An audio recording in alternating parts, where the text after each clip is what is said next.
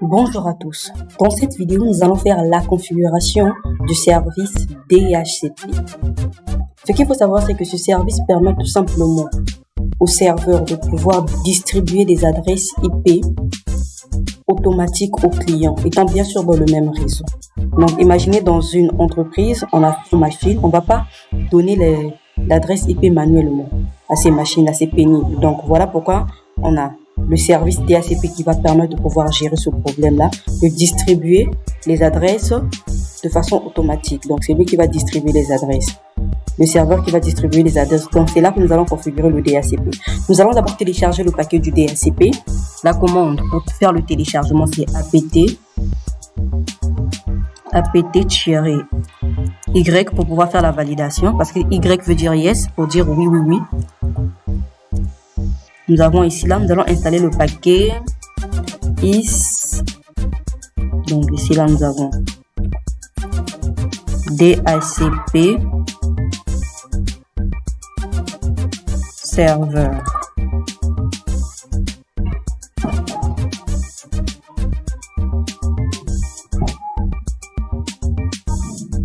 Nous avons fait l'installation du DHCP, donc on va faire un CTRL L. Et à ce niveau, nous allons éditer deux fichiers. Ce qu'il faut savoir, c'est que nous avons eu à faire la configuration du serveur. L'adresse IP que nous avons attribuée au serveur, c'est sur la carte, la deuxième carte, le ENS33, le ENS34 plutôt.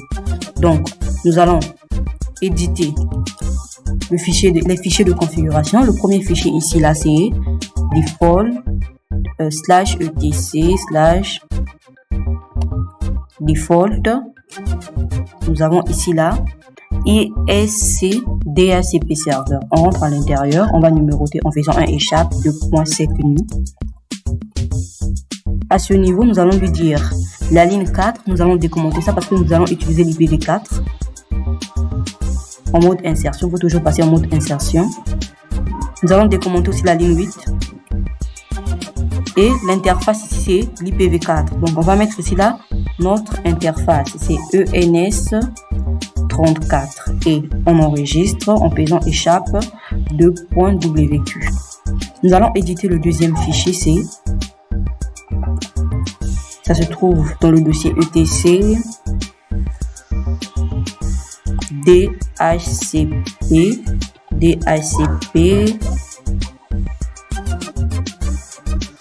CPD. Ici là nous allons prendre .conf. Nous allons numéroter aussi cette ligne, ce fichier plutôt. On va mettre la ligne 7. La ligne 7 en commentaire. On n'a pas besoin de ça. Il faut toujours passer en mode insertion. Ligne 7 en commentaire, ligne 8 en commentaire. Là on dit option domaine name. On va régler ça en bas. On va mettre le nom du domaine. On va mettre 10 en commentaire. 11 aussi en commentaire et 17. Maintenant, la ligne 21, on va l'activer.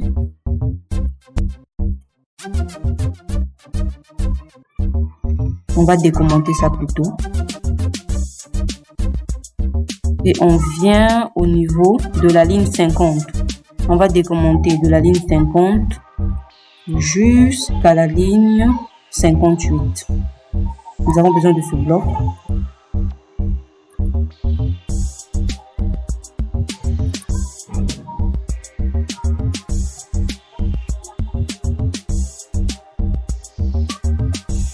On a décommenté ça.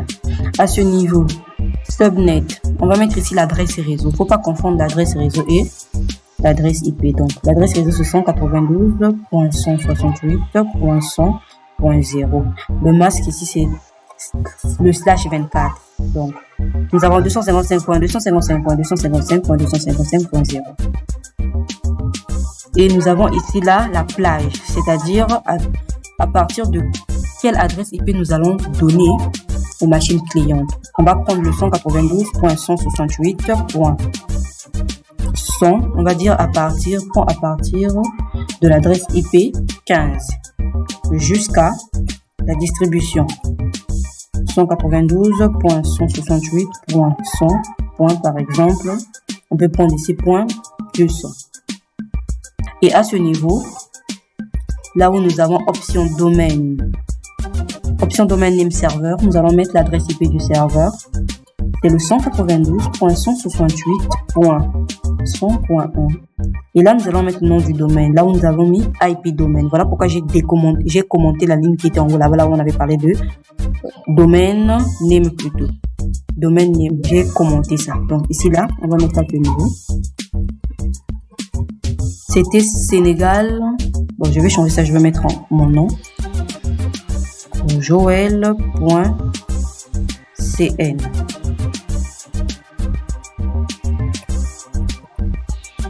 Le routeur, c'est notre serveur ici, l'adresse IP de notre serveur.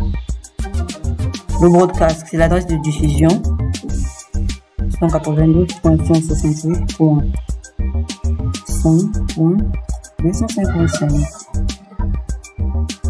Donc le domaine, ici là, le nom du domaine, j'ai modifié ça. Donc il faudrait que je puisse aller modifier ça aussi dans NMTree. On va mettre ici échappe 2.wq, on enregistre. On va ici dans NMTree, je modifie le nom du domaine.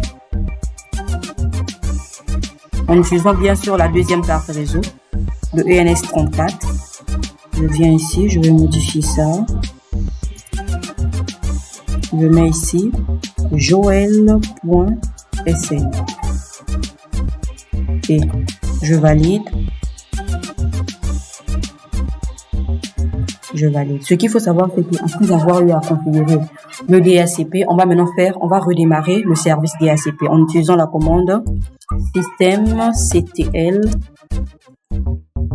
restart DHCP. Non, c'est cette commande là qu'il faut, c'est ce service là qu'il faut redémarrer. Bon, on me dit qu'il y a une erreur. Journal CTL, je mets ici le nom du service DHCP serveur by command. Voilà. Donc je vais paginer ça doucement. On va me dire où se trouve l'erreur.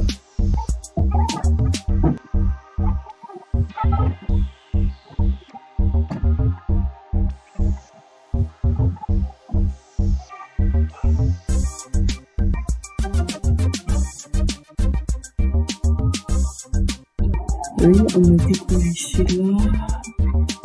Subnet. Ah oui, à ce niveau-là, le subnet. Au lieu de mettre l'adresse réseau, j'ai mis ici l'adresse IP. Il faut que je modifie ça. Donc, je pense que c'est tout. Bon. On va taper maintenant la commande. On va repartir dans le fichier de configuration. ETC. DHCP d.conf. À ce niveau, j'ai dit qu'il faut mettre ici là l'adresse réseau alors que j'ai mis l'adresse IP, c'est 0. Voilà. Et on enregistre en faisant un échappe 2.wq. On redémarre le service. Restart.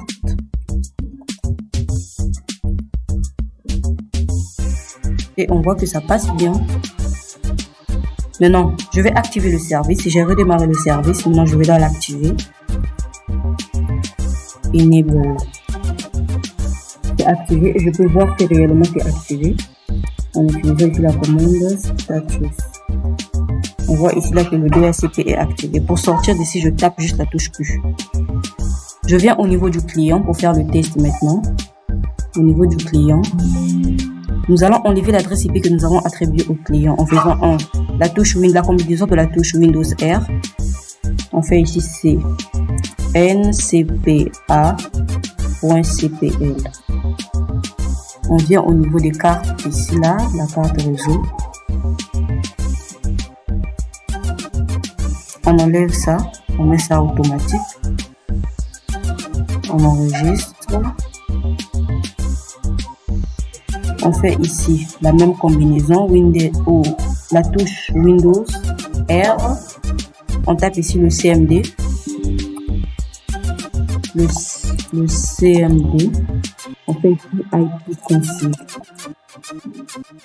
On voit qu'ici, là, qu'il a bel et bien reçu non seulement, nous avons ici là le nom du domaine, nous avons ici là l'adresse IP. Sachez que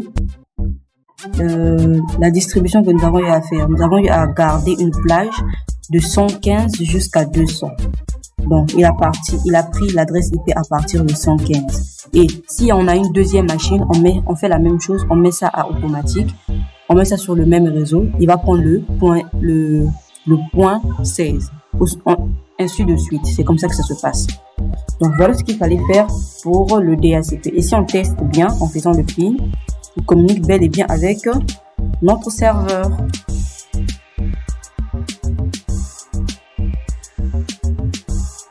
Voilà. Pour pouvoir voir si ça communique, il faut voir juste à ce niveau. Envoyer 4, reçu 4.